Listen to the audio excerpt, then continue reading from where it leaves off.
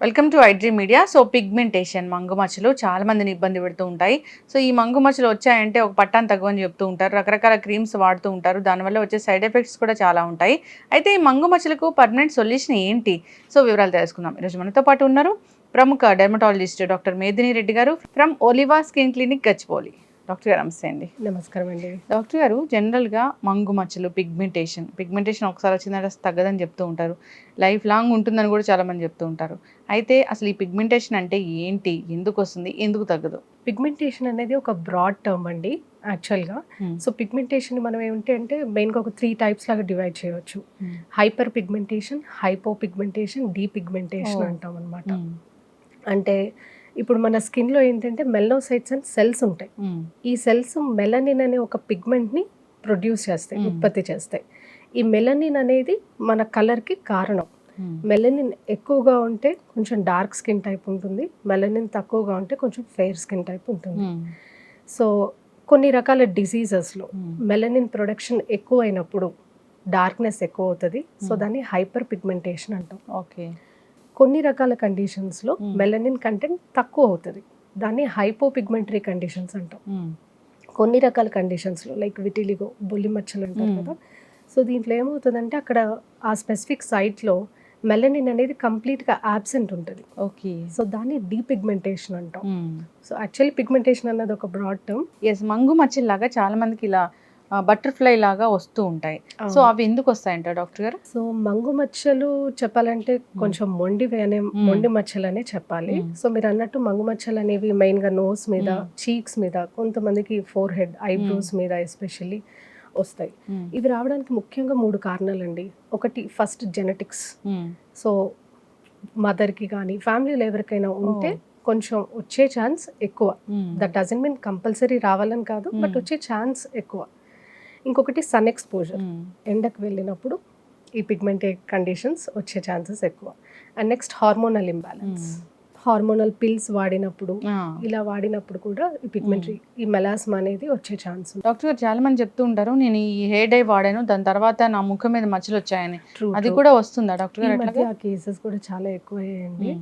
So మెయిన్గా ఏంటంటే hair dye అందరికీ పడదు. Most of them are happy with hair dyes, but కొన్ని కేసెస్లో హెయిర్ డై ఎలర్జీ వస్తుంది. సో హెయిర్ డై అప్లై చేసుకున్నప్పుడు ఏంటంటే జస్ట్ షవర్ చేసినప్పుడు జస్ట్ అలా చేసేస్తారు. ఆ హెయిర్ డై మొత్తం అలాంగ్ ద బాడీ అవును వెళ్ళిపోతూ ఎక్కడైతే స్కిన్కి టచ్ అవుతుందో అది రియాక్ట్ అవుతుంది అన్నమాట. ఓకే. సో కొన్ని రోజుల తర్వాత అది బ్లాక్ ప్యాచెస్ లాగా ఫేస్ మీద, కొంతమందికి హ్యాండ్స్ మీద కూడా డెవలప్ అవుతుంది. సో చాలా మంది అంటారు, డాక్టర్ నేను ఈ హెయిర్ డై అనేది 10 years నుండి వాడుతున్నాను, ఇదే హెయిర్ డై నాకు ఎప్పుడు రాలేదు, ఇప్పుడే వచ్చింది. సో ఇది హెయిర్ డై వల్ల కాదు అంటారు అనమాట.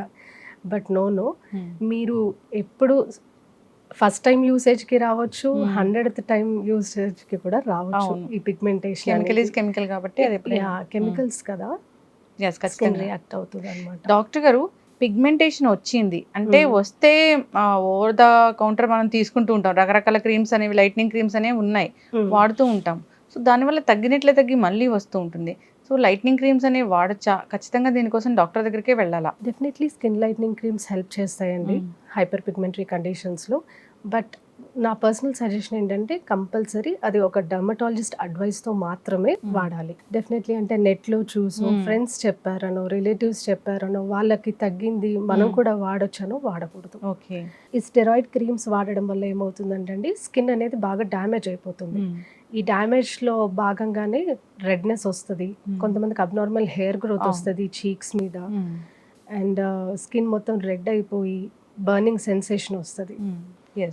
యాక్చువల్గా పాపం వాళ్ళు వాడింది పిగ్మెంటేషన్ అంటే డార్క్గా ఉన్నాము లేదా ఫెయిర్ అవుదాము అన్న ఉద్దేశంతో, బట్ అది వాడడం వల్ల ఇంకా డార్క్నెస్ ఉన్నదానికంటే ఇంకా ఎక్కువ డార్క్నెస్ అవుతుంది. సో వీళ్ళు ఇనీషియల్గా ఆ స్టెరాయిడ్స్తో ఎంత హ్యాపీగా ఉంటారో తర్వాత లేటర్ ఆన్ అంతకంటే ఎక్కువ సఫర్ అవుతారు.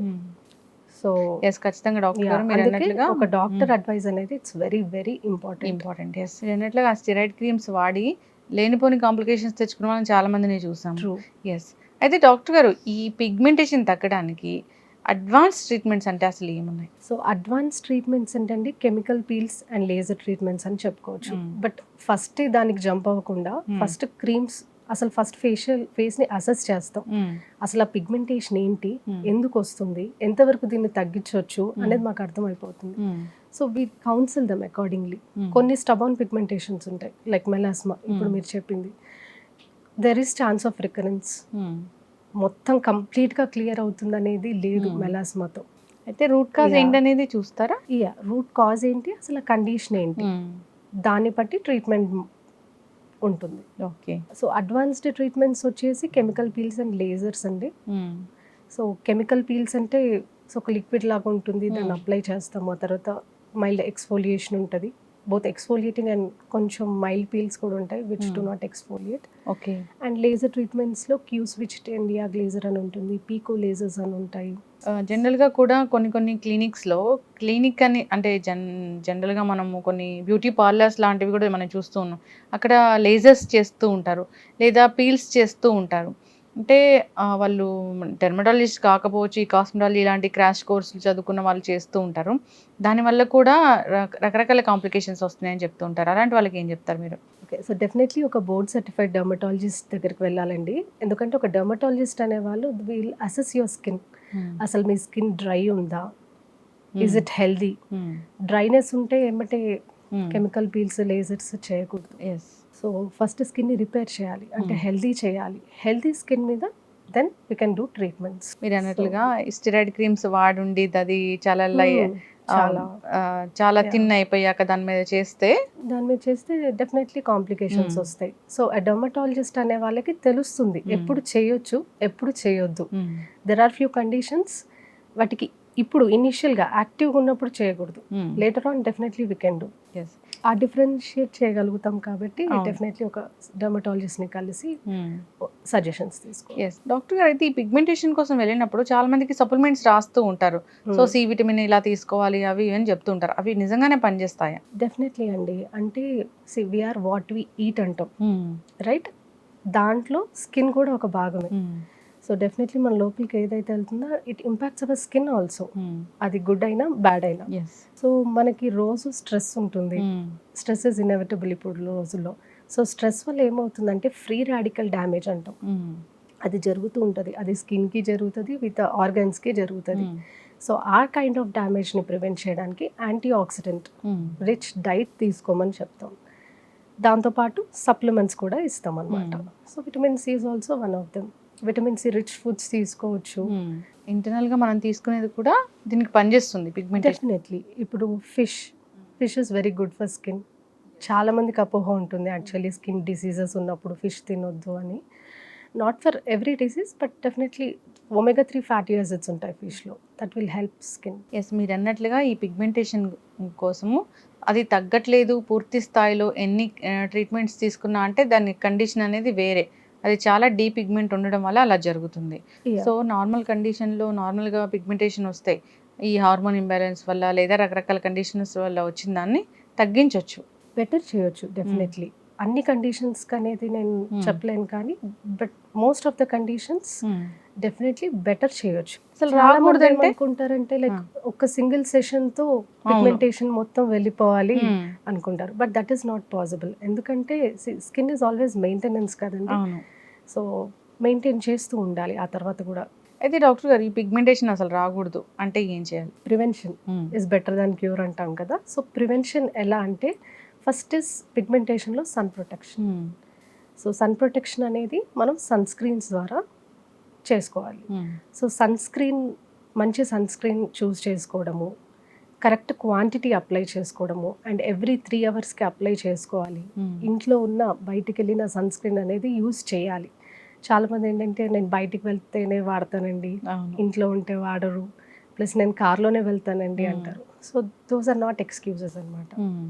సో నేను ఆ క్లయింట్స్కి ఏం చెప్తానంటే sunscreen you should reapply every 3 hours in the day.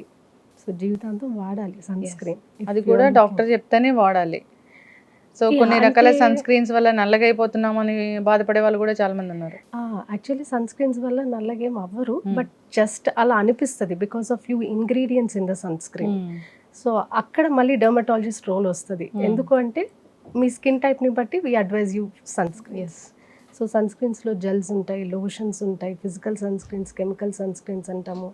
So ఎవరు సో స్కిన్ టైప్ని బట్టి, వాళ్ళ లైఫ్ స్టైల్ని బట్టి, వాళ్ళ కన్సర్న్స్ని బట్టి we give you the products అనమాట.